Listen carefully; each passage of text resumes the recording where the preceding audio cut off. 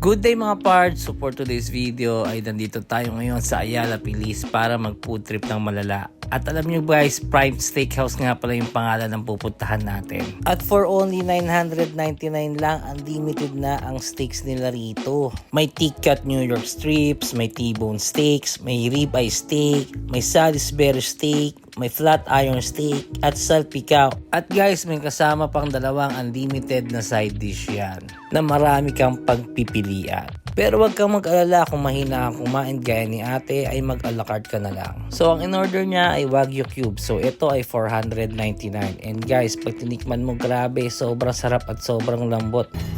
Sarap, lambot. Pag nakalimutan ka, sarap ng gravy. So first na in-order ko ay yung kanilang premium na T-bone steak. Tapos umorder ako sa side dish na french fries at saka steak rice. Tara guys, tikman natin yung kanilang T-bone steak. Okay, first bite.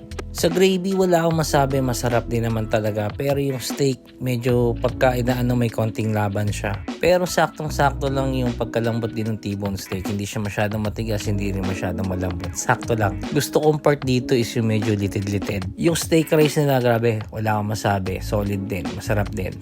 Ito, hindi ako makaget over dito sa Wagyu Cubes ni Erica. Grabe, sobrang sarap nito guys. Malilamnam yung karne, kahit salt and pepper lang, talo-talo na.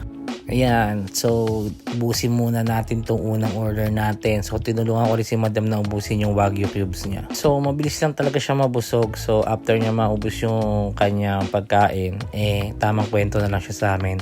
Okay, T-bone steak done. Tapos na, naubos natin. And guys, ito pa yung ibang in-order namin. To, si Parts umorder ng Salisbury steaks. Goods din daw. Si Rahon naman yung thick cut. Tapos samahan mo uli ng steak rice. Ito naman yung flat iron steaks nila. Grabe, goods din. Ito medyo malambot at masarap talaga. Itong salpicao, ayaw din magpatalo. Grabe, sarap din yan guys. Pero sa lahat ng tinikman namin, ito yung pinaka nagustuhan ko. Yung ribeye. Sobrang sakto lang yung danis ng karne na pinagawa ko. And ayun yung prefer ko is yung medium well. Pasensya na sa mga kumakain ng pink na karne dyan.